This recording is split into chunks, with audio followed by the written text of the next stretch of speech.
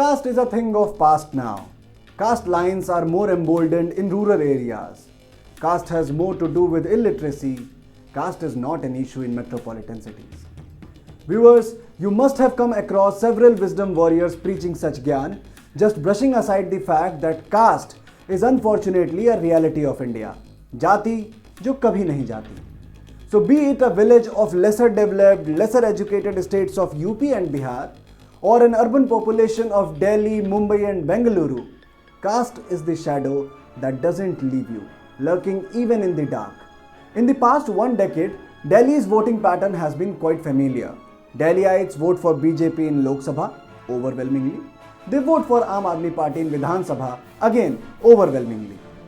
BJP swept all 7 parliamentary seats of Delhi not once or twice, but for 3 consecutive terms. Similarly, Aam Aadmi Party won in 2013, then again in 2015, then again in 2020 assembly elections. If the pattern holds, one can assume that AAP is likely to win the upcoming contest this time around as well. Hold on. That is an oversimplification of a complex cocktail. Equations are not as black and white as they appear. Kejriwal ji से पूछिए और उनसे कहिए कि वो publicly कहें, देश के सामने कहें कि वो रिजर्वेशन बढ़ाना चाहते हैं और वो जाति जनगणना करवाना चाहते हैं. हमारी सरकार आएगी दिल्ली में, एकदम हम जाति जनगणना करके दिखाएंगे. दिल्ली के जाट समाज के साथ प्रधानमंत्री श्री मोदी जी ने, गृह मंत्री श्री अमित शाह जी ने और भारतीय जनता पार्टी ने पिछले 10 साल से बहुत बड़ा धोखा किया है. While the election campaign has largely revolved around issues like corruption, safety, civic apathy, fake voters, Bangladeshis and Rohingyas, caste is one such issue that has not gained much traction. Is caste even a thing for politicians to do social engineering in a largely urban demography like Delhi? Why have the political parties suddenly started singing the caste tune?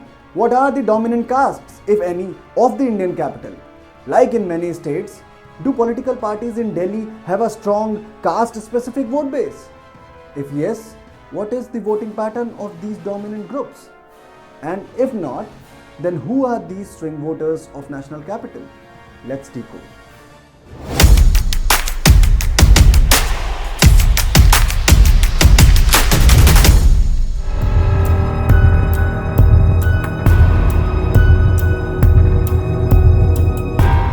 Firstly, data suggests there are no permanent loyal caste groups in the national capital. No political party can claim that a particular caste is going to vote for them no matter what. From Dalits to OBCs to upper caste to even Muslims, the voting pattern of Delhi rooted in caste is very different from other states. And so, these caste groups vote for parties they want to back. Difficult to fathom. Let me break it down for you. Take an example of Dalits. There are 30 assembly seats in Delhi where the population of Dalits vary from 17 to 45%. Out of these 30, 12 constituencies are reserved for scheduled caste groups. While 44% of Dalits voted for BJP in 2019 Lok Sabha polls, the number fell to 25% in 2020 assembly polls, held within months after the 2019 general elections. Aam Aadmi Party, which secured only 22% of the Dalit support in Lok Sabha 2019, it recorded a sharp rise and got almost 70% of the total Dalit votes. Similarly, the upper caste, which showed its confidence in BJP in Lok Sabha, voting overwhelmingly for it, remained hesitant in doing the same in assembly polls. And yet again, Aam Aadmi Party snatched away the share of both Congress and BJP and its tally rose in 2020 assembly seats. A similar pattern was observed in other caste groups as well. Therefore, caste is very much active in Delhi's political corridor. But there is a clear distinction to how they vote for a government in the center versus their own state.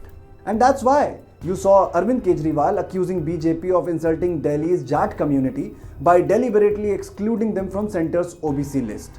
Jats constitute around 5% of Delhi's population and reportedly hold sway over a dozen seats, particularly in the rural areas.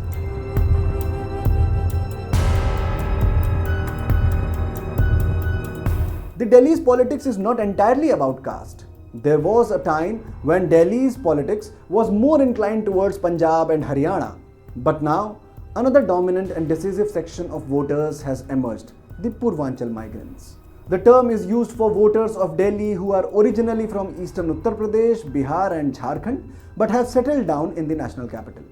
इनके मुंह से आवाज निकली जब नड्डा जी कह रहे थे कि ये रोहिंग्या है, यूपी बिहार के पूर्वांचल के लोग घुसपैठियां हैं, बांग्लादेशी हैं।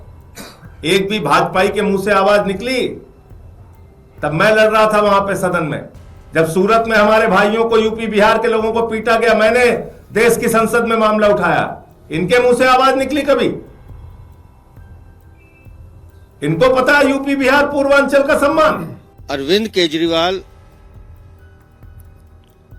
समय समय पर पूर्वांचल के भाई बहनों का अपमान करते रहे हैं। उनके मन में यूपी और बिहार के लोगों के लिए नफरत भरी हुई है। In the national capital, around 22% of voters are from Purvanchal and they influence as many as 27 assembly seats.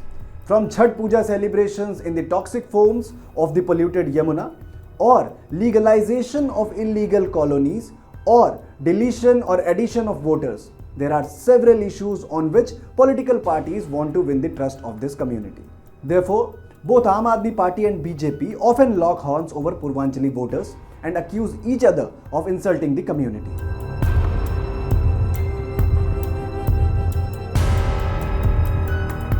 Like rest of India, Muslims of national capital have their own voting pattern. While they constitute for 12% of Delhi's population, they hold control over 7 assembly seats. Arvind Kejriwal's party comfortably won all the 7 seats in 2020 assembly polls. In 2015 too, Aam Aadmi Party won all but 1 seat decided by Muslim voters. Clearly, Aam Aadmi Party has been Muslims' first choice. Many would say that is the only option they are left with to keep BJP out. However, things may start to change this time around. जब तक मैं जिंदा हूं आप लिख के ले लो, अगर किसी भी हिंदुस्तानी पर आक्रमण होगा, चाहे वो कोई भी हो, किसी भी धर्म का हो, मुसलमान हो, हिंदू हो, सिख हो, ईसाई हो, चाहे वो किसी भी जात का हो, दलित हो, पिछड़ा हो, राहुल गांधी वहां आपको उसकी रक्षा करते हुए मिलेगा। Why else do you think Rahul Gandhi held his first public address in Delhi's Seelampur?